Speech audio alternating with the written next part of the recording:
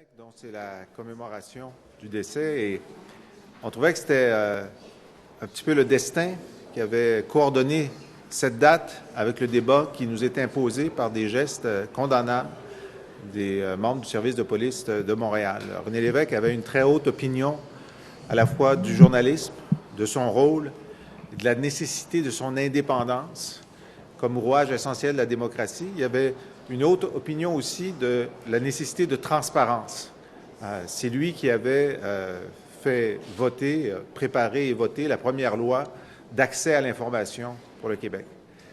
Et donc, je pense qu'on est dans sa tradition. On essaie d'être les enfants de René Lévesque en mettant toujours de l'avant les principes les plus étanches possibles sur la protection des journalistes, sur la transparence des processus et faire reculer l'hypocrisie et l'arbitraire dans ces cas-là. Nous sommes devant une dérive très claire lorsque un service de police et que le chef de ce service de police autorise la demande de mandat pour aller chercher dans le téléphone d'un journaliste et le géolocaliser pour avoir des informations qui ne sont pas indispensables à une enquête. On est vraiment dans une culture qui ne valorise pas l'indépendance de la presse. Je sais qu'il y a des questions qui sont posées, qui sont légitimes, sur la facilité avec laquelle les juges de paix signent les mandats, mais il faut aussi se poser la question de la légèreté avec laquelle un service de police et son chef demandent les mandats.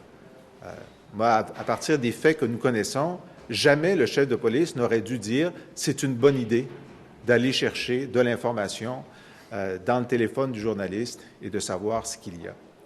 Alors, comment réagir à ça? Nous avons deux propositions à faire aujourd'hui. Je vais laisser mes collègues Stéphane Bergeron, responsable de la sécurité publique, et Véronique Yvon, porte-parole en justice, vous expliquer de quoi il en retourne. Stéphane? Merci. Dans un premier temps, nous demandons à ce que le ministre, en vertu des pouvoirs qui lui sont conférés par la loi, demande au Bureau des enquêtes indépendantes de se pencher sur cette problématique extrêmement troublante. Il y a une disposition, comme je l'évoquais, qui permet effectivement au ministre de demander au Bureau des enquêtes indépendantes de se pencher sur des situations dans lesquelles sont impliqués des policiers. La situation que nous avions clairement en tête au moment d'introduire cette disposition, c'est l'affaire Davidson au niveau du SPVM, étant entendu que, de par les liens avec la Sûreté du Québec, on ne voyait pas vraiment quel corps policier aurait pu s'occuper d'une situation comme celle-là.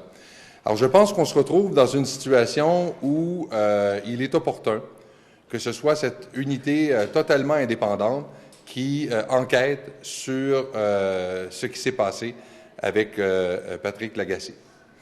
Maintenant, il y a des dispositions également dans la loi sur le Bureau des enquêtes indépendantes qui prévoit un certain nombre de mesures visant à assurer une certaine transparence dans le processus des enquêtes menées par le Bureau des enquêtes indépendantes. D'abord, sur les opérations en général du Bureau des enquêtes indépendantes et une autre disposition qui réfère à un règlement sur la transparence en cours d'enquête.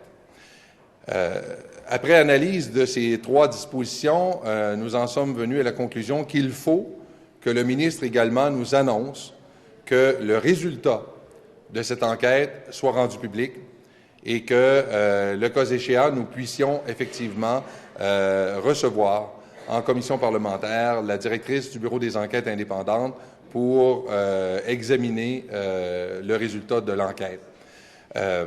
La raison est fort simple, c'est qu'il y aura vraisemblablement des mesures à prendre sur le plan législatif et, sans plus tarder, j'invite ma collègue Véronique Yvon à vous en dire davantage. Bonjour. Alors que nous l'avons annoncé hier, nous croyons qu'il est temps que le Québec se dote d'une loi en bonne et due forme sur la protection et le travail journalistique, la protection des sources journalistiques et du travail journalistique. Nous en sommes là pour s'assurer d'un cadre légal optimal, transparent prévisible, connu de tous et qui donc nous assure le meilleur encadrement possible. Dans cette optique, nous demandons aujourd'hui à l'ensemble des partis politiques de mettre l'épaule à la roue dans cette démarche et donc nous désignons ensemble des experts, 4 experts, pour se doter de ce mandat pour arriver avec la meilleure proposition possible d'encadrement législatif, donc pour la protection des sources journalistiques. Ce travail, une fois fait, un mandat, nous le proposons, de 90 jours, serait soumis à l'Assemblée nationale et étudié en commission parlementaire pour qu'ensuite les parlementaires fassent les recommandations qui s'imposent d'un point de vue législatif. Vous voyez, nous voulons avoir une action sur 2 plans, une action rapide qui donnera aux parlementaires, dès la rentrée de février, les éléments nécessaires pour agir sur 2 plans. Le Bureau des enquêtes indépendantes fera rapport à la Commission des institutions sur ce qu'ils ont trouvé et les recommandations qu'ils ont faites. Et ce panel d'experts, j'ai entendu le Premier ministre Couillard ce matin dire qu'il fallait agir de façon non partisane.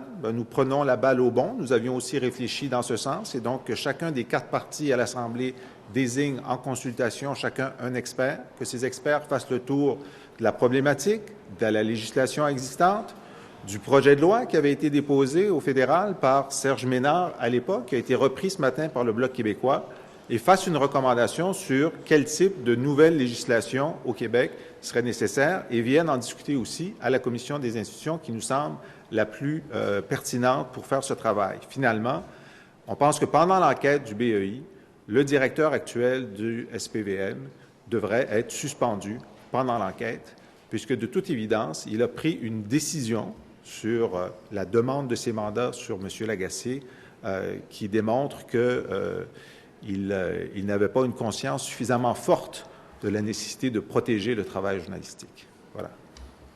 Monsieur